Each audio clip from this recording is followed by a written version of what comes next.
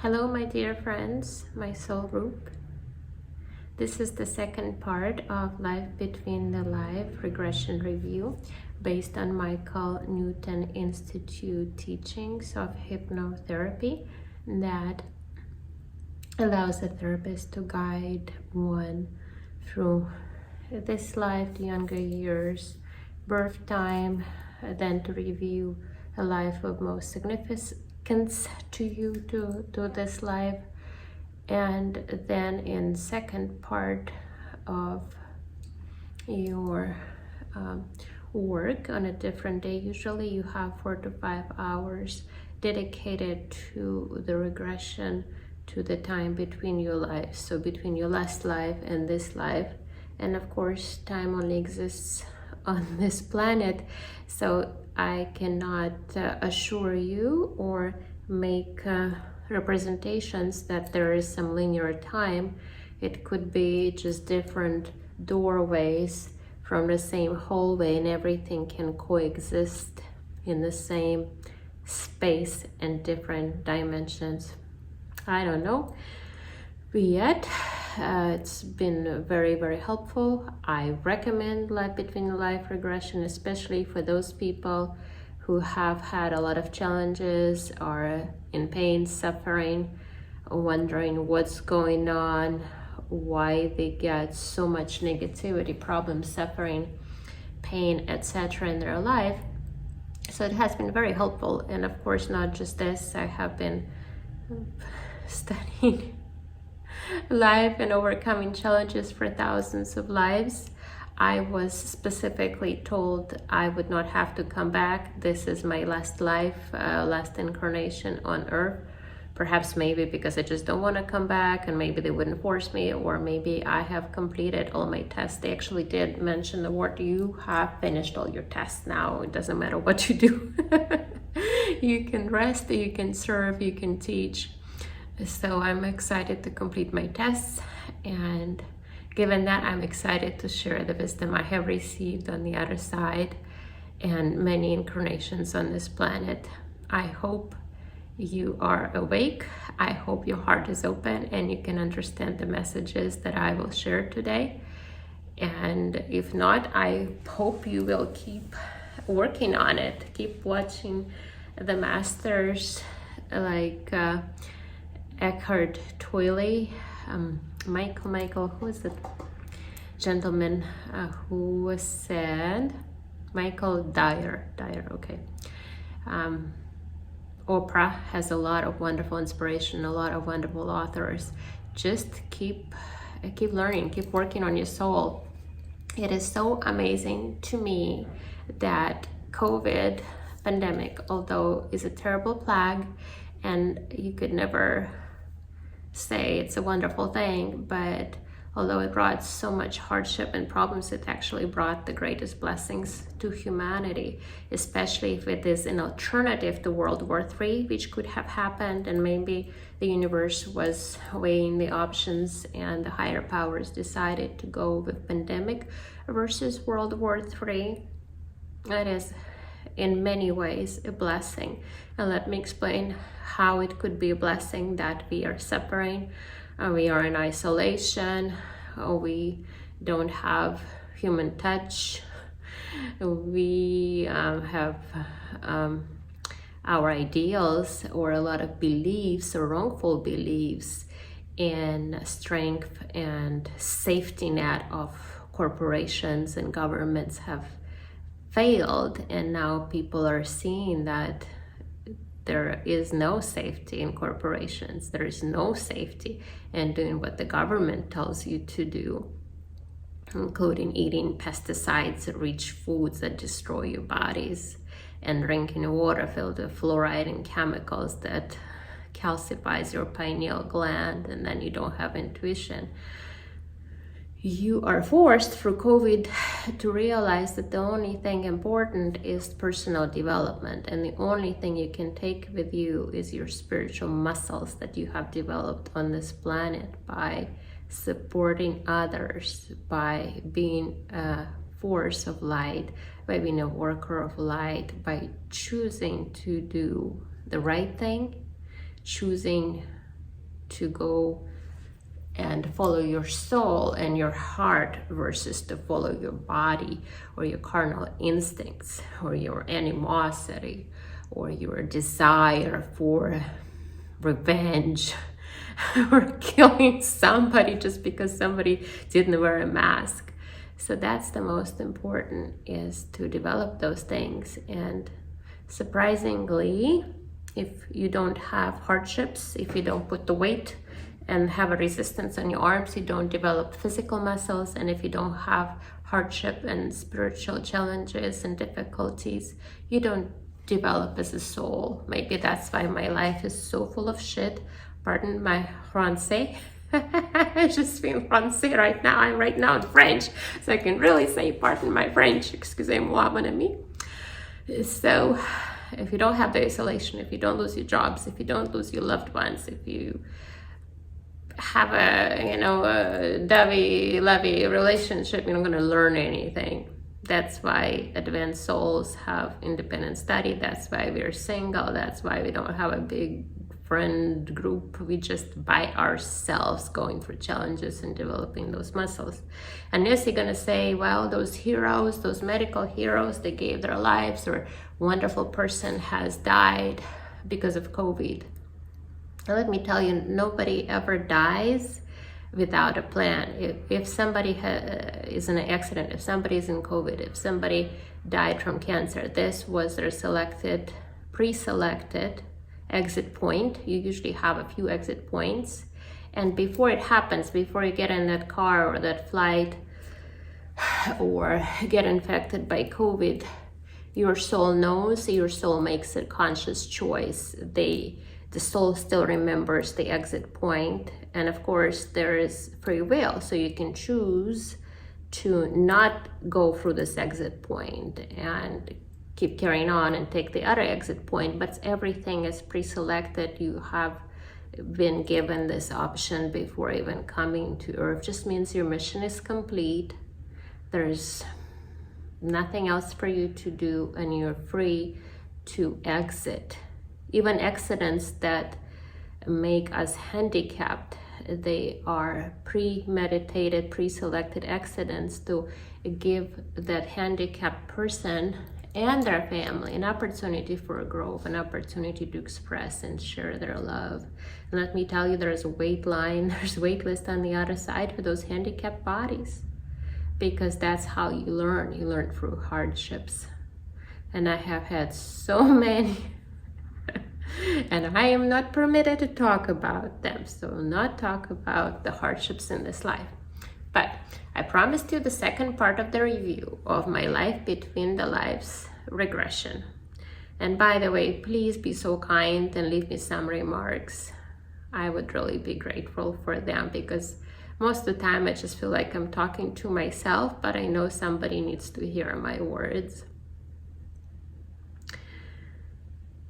One thing we discussed, it was the council that I have met in a meeting, in a business-like meeting format. And basically I came to the space and time where my previous life was reviewed, and also had an opportunity to ask about my future life. Was two different council rooms. It was the space in the regression. Everything was recorded, so we can always cross-check. Once I figure out how to edit, we can cross-check with actual recording of the hypnotherapy session. There were about 30 questions I pre-typed and sent to my therapist, which she asked. Maybe this will help you select your questions, but most people will write out the names of most important people that affected their life. They may be curious if they were in different lives, or if they're their soulmates or members of soul group. I did that. I wrote out many questions, including why so many challenges, why so many hardships, am I washing off my karma, did I accumulate possibly negative karma in different lives that I need to wash off, what happened to my soulmate, do I have more incarnations? So a lot of valuable questions. I even asked about the black magic because energy is real and energy could be used for good and for bad. And I have been victimized by even my own family members who just wanted me out of the way so they can get the inheritance. You know who you are. The wife of my father just wants me dead.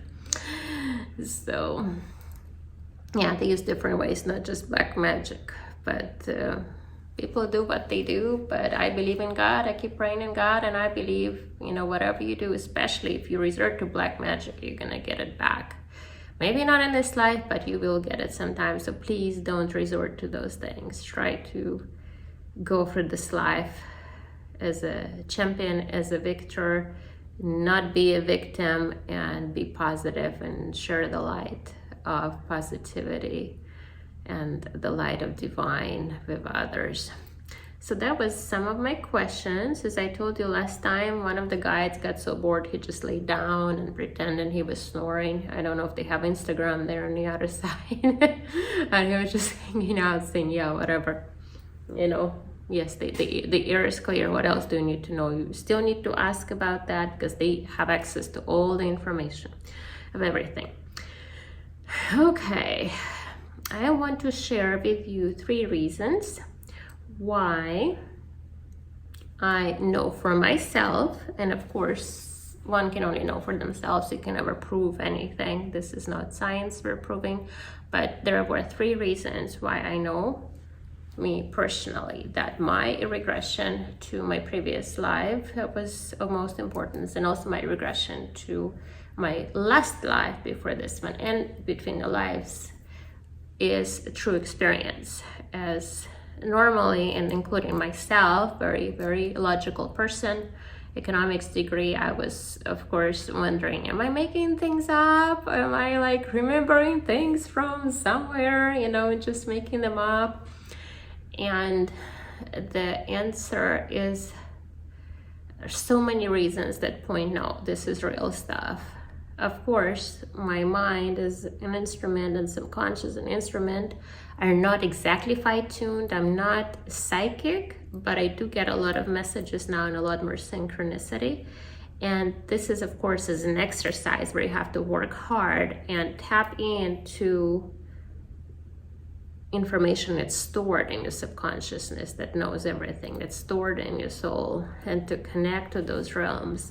But a part of my soul, even right now, is there in the spirit world. We never send the whole being of us, we send a portion of our being. So I could be actually living different lives at the same time if I wanted to, which would explain why I don't have a lot of energy in addition to my chronic Lyme disease. So hard. If you know somebody who's suffering, send them to my Instagram, Anastasia_1111. I try to share hope and strategies of mitigating Lyme. Of course, I'm not a doctor, but just sharing hope and light that I learned from the medical community. So, my dear friends, 3 reasons why I know that regression was real for me. Number 1 reason. In the first session, I did see my life of most significance to this life, and it took quite a lot of work for it to understand what was the meaning of that experience. Wasn't really that happy, wasn't that significant, just, you know, French nobility, a young lady, just loves racing horses, just loves life, and then kind of gets disappointed in love, and then marries a guy that poisons her for money. Just the same villain in every life. I swear it's the same guy who comes in and just takes advantage of me. So anyway, so he marries me for money, poisons me, and then marries his girlfriend. But the first scene in that life was very vivid. I was on a horse, and a horse outfit, but it was kind of like unusual to me. And of course, I don't analyze, I just see things and I report them to my hypnotherapist, and it's recorded on a video recorder. I saw myself in a uniform like outfit. It was like nice green surtout, surtout, I think is French word for everything, like a jacket, but it was with red embellishments, like rhomboid, very rectangular, like structured red embellishments, and green, and it was very clean lines. I believe brass color buttons, and then my joggers, my riding pants were kind of off-white, kind of beige, like the walls in this apartment. And I was just racing horses, and I heard French spoken, you know, ma chérie, you know, nous allons aller, and I thought it was Russia. People in Russia, you know, were speaking French, and the nobility at least was speaking French in 18th, 19th century. But when I looked up the specific colors of the uniform, I found out it was very, very small segment of time. It was 19th century France. It was a Napoleon French regiment, dragoon regiment, that had that uniform, and they were horse regiment, which makes perfect sense. If I had a uniform for somebody, you know, for on sea, Navy, you know, it wouldn't make any sense. But it was the horse regiment, so it was the uniform for riding horses by the French, beginning of 19th century. So okay, and then I studied more. Were women even allowed to wear pants at that time? And the answer is no. They started later. Usually they would wear a dress and sit on one side of the horse with legs on the same side. However, I'm pretty sure that my dad was a pretty big shot in the army, and maybe the commander of that regiment. And when he came back from that Napoleonic War, including Russia, I'm pretty sure he didn't give a shit a lot of fashion. And if he had a daughter who loved riding and wanted to learn from him how to ride horses, he probably just ordered me a uniform from the guys in the regiment and said, okay, girl, let's go. You know, I'll teach you how to ride horses. So I was pretty avid horse rider and racer. I was racing and in that life, and that's how there was a tragic accident for which I blamed myself with a young boy who was racing me and got a concussion and died. So that was very interesting. And then I thought, okay, let's cross-reference. So French language matches, uniform matches. It's beginning of 19th century. How about the other scenes? The other scene of significance in that life was in that same mansion, my family mansion. I was meeting with the young man who broke my heart and got me pregnant and left. And it was beautiful Baroque style room, just like the ones I'm still attracted to, and tend to decorate my own home like that. It's almost was like the room like the ones on my Facebook. So it was a beautiful room with just the oval brown table, some green apples, kids running around. And I was in an A-line dress. And my first thought was, okay, you know, 19th century France must be big puffy dresses. But I had a very clear vision. It was A-line, like exclamation point, upside down dress, very straight line without any embellishments, just blue silk, beautiful, with like a little bit of emphasis or a little lace belt here on the top. That was, I was wearing it in that scene of breaking up with the young men. So I looked that up again and found out that the ladies, beginning of 19th century in France, were very, very fashionable ladies, and that's what they wore. You know, soon after, the fashions changed. They sent their dresses to their cousins in America, because America, is behind in fashions, and changed to some other styles. But so that outfit and a horse match exactly and make perfect sense why I wore it, even at the time when ladies didn't wear pants. And I was at my father's house, so it's not like I was out and about and could be ridiculed by society. I was inside the walls of our estate, so you know, I could have worn whatever else. If I wanted to wear a pajama and ride a horse, I probably could, but it wasn't a date. So I made myself look pretty. So this was reason one, the historic matching of outfits and even military uniform to my incarnation of most significance. Two, it was I guess that's maybe even 4 reasons we have, is the spirit guide. Later, when we kept discussing this life, he said, what you needed to learn was not being a victim, because you were in a victim state. You felt, victim circumstances, victim of the guy who, left you pregnant, etc. You attracted the person, the villain that comes every life, and he poisoned you. He took advantage of you. He, poisoned you, took over your money and your estate, and your children suffered. You need to get out of this. This is why we showed you this life, so you now facing the same circumstances in this life. And not just me, guys. With COVID taking over, I'm sure there is 99% of the world is feeling victims to something. That we can't leave, we are sick because our neighbor didn't wear a mask and sneezed our way, or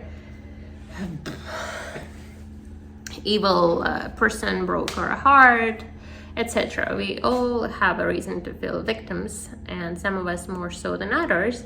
However, this is our blessing and gift from the universe. We need to unvictimize ourselves and say, universe, thank you for this opportunity to learn how to be a victor, how to appreciate everything. And, I'm just gonna make lemonades out of those lemons. This is so cool that a lot of people now don't have to commute for hours to work, don't have to create pollution, don't have to go to those offices, can, actually kind of tune inward and maybe use the time that they have in isolation to study themselves. Or maybe they broke up with the husband, or maybe they don't make as much money, so now they don't have time to go and shop and show off, and maybe they can just enjoy the simple things like being together and learning about life purpose, listening to the videos by Anastasia about the meaning of this old from the other side, right? So it's big blessing, huge blessing. Being a victim is a huge blessing when you don't feel like a victim. It's, I don't know, I guess if you're like an elephant and you have a mosquito that bites you, you're like, okay. So you just don't care, you carry on and you do your work. You don't really, you develop that immunity of not being a victim. You're not gonna say, oh my gosh, this mosquito is gonna bring me some terrible disease. No, I'm not gonna be an elephant because I've been bitten by this mosquito and I cannot get up in the morning because there's more mosquitoes out there. So I just want to be an elephant and doesn't care about that mosquito, can just walk over or, hit it with his trunk and move on. So now we have, 2 reasons. Third reason, remember in the first portion, I mentioned that after I completed my last life, I had a review about the life in the Soviet Union as a prisoner in Stalin's camp, where I was sent to by this evil villain, again, the neighbor, who just wanted to get rid of me after my husband and my mother died. If he would just get rid of me, he would take over this extra space in the apartment, which was huge, like winning a lottery, at that time. So he just called me into KGB to report that I was practicing Christianity, which was forbidden, and worshiping God and teaching it to my children. So my children were taken to an orphanage and I was sent to Stalin's work camp in Siberia. I remember that experience, and when I had a life review about that life, which ended with me being executed en masse with other people that were more aware and awake and were protesting Stalin and the abuse that was going on in the country, and genocide, I guess, of the nation. Because the good people, like my real life, ancestors, the Russian Orthodox priests that served the country and served the military, they would go for wars, for 20, 30 years to defend Russia from Turkish invasions. Then they come back and serve the people. Gotcha. And they devoted their whole lives to service. They were shot right in front of their families, you know, when the Bolsheviks and communists came. So it's really not far off from what happened. But in that life, it was just before World War II, to which Russia sacrificed over 100 million people to save the world from Hitler. Unfortunately, Russia is not even given credit for what they've done. But I was in the Stalin work camp before that time, and apparently I didn't become a victim, but chose that experience to look for good in the people, including prison guards that were, you know, not the nicest people you will see and meet in life, and sharing the gospel, sharing faith and hope and positivity of people, you know, at that time. And apparently when I had the review, they said that I had a tremendous ripple effect of good and positivity on the planet and Soviet Union at that time. And through that effect, many people have found hope and were able to survive and get through tremendous challenges in prison camps, and then thereafter they were released when the war started, so that they could build roads and railroads, and then help the, you know, move strategic resources of the country. And of course the armed forces back and forth, everybody was forced to work for the benefit of fighting the Nazistic Germany. So I had this ripple effect. They also told me that some people, they come back and they made a ripple effect of evil, and that's the worst thing you can do. So when you hurt somebody, when you just even yell at somebody, that person may not respond to you, but they're gonna be hurt, and then they may be more mean or indifferent, or may hurt somebody else, and it's just a ripple effect of negativity and harm. So please remember that sometimes the best thing you can do is just be kind to somebody.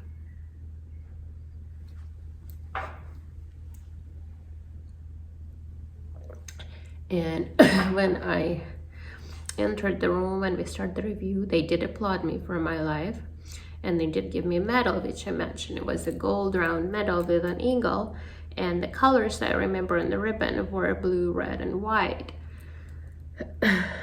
Just out of curiosity, after I recorded the video, I decided to look up, just Google, you know, round gold medal, eagle, blue, red, white. Guess what came up? Guys, like, you can't make it up. I'll try to figure out how to get images here into the video. But the eagle medal is a prisoner medal